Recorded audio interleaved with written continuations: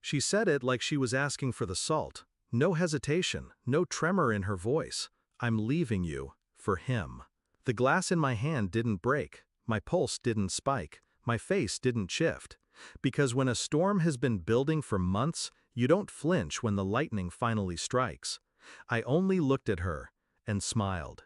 Perfect, I said. Check your bank account. Her smirk faltered. She reached for her phone, still trying to perform, rolling her eyes like I was being dramatic. Then her face changed. First confusion, then disbelief, and then that hollow, tightening panic that's too deep for words. She looked at me like I had just taken her oxygen away.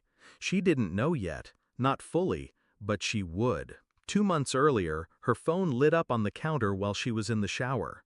A name I didn't recognize, a message I wasn't supposed to see. Same table tonight? She came out wrapped in a towel, humming. The phone was gone before I could blank. Her eyes flicked toward me, searching, measuring. I told myself it was nothing, because denial is softer than truth. But then came the late meetings, the secretive smiles, the perfume that didn't belong to me, the way she'd dress up to run errands but come back with nothing but excuses. One night, she came home smelling of whiskey and applause. Her hair was messy in a way that wasn't accidental. I asked where she'd been. She told me I wouldn't understand. She was right, not yet. I didn't confront her. That's the mistake amateurs make. Instead, I studied her, every movement, every lie, every pause. I tracked her spending, quietly rerouted our joint account into a separate holding. I visited her workplace, spoke with HR about reviewing benefits. They didn't know it was the first step in removing her entirely. One Thursday, I followed her. She didn't see me. She walked into a nightclub, greeted like royalty. A man twice my size kissed her hand. She laughed, loud, careless, like a woman who thought the world owed her applause. I didn't go inside. I didn't need to. Instead, I called an old contact who owed me a favor. In 3 weeks, I had her messages, her transfers, her secrets laid bare in black and white. I saw where the money went. I saw who it went to.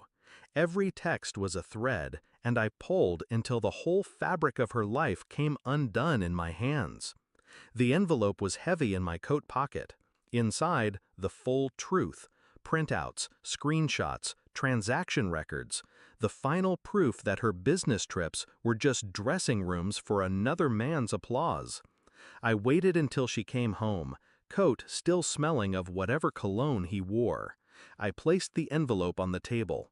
"What's this?" she asked. I didn't answer. She opened it, and I watched her eyes move across the page. Faster at first, then slower. Her lips parted, but no sound came out. The papers slipped from her fingers. "You've been spying on me?" "No," I said. "I've been watching you." Her hand shook when she tried to speak again, but I had already turned away. She thought the envelope was the blow. It wasn't. The real hit came the next morning. Her work badge didn't open the office door. Her company email was gone. Her benefits were canceled. By noon, her account was empty, the one she thought we shared. By evening, her name was whispered at that nightclub, this time not in admiration, but pity. And when she stood in the doorway, eyes red, voice cracking, "How could you?" I only looked at her.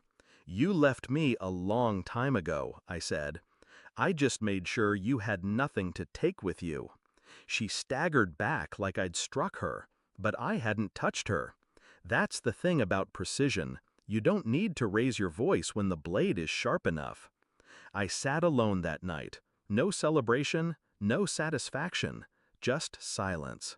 The house felt different, lighter, like every shadow had finally declared itself. She would survive. They always do. But she would carry the memory of that moment forever.